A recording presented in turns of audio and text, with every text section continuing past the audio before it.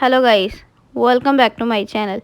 Today in this video I will show you how to fix AirDrop not working on iPhone after update iOS 17. First of all, subscribe to my YouTube channel and press the bell icon to get new tech videos. Now let's start the video. Method number 1. Turn off and on AirDrop under screen time. Open the setting app on your iPhone. On the setting page, scroll down, tap on screen time. On the screen time page, scroll down, tap content and privacy restriction. Tap allow apps.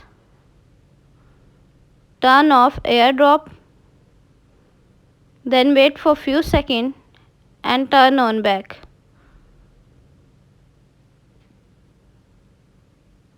Method number 2. AirDrop select everyone for 10 minutes.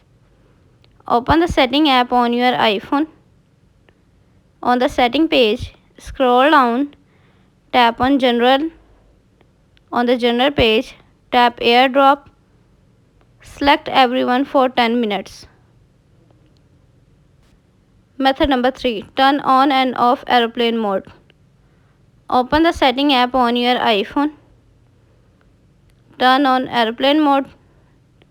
Then wait for few seconds and turn off back. Method number 4. Reset network setting.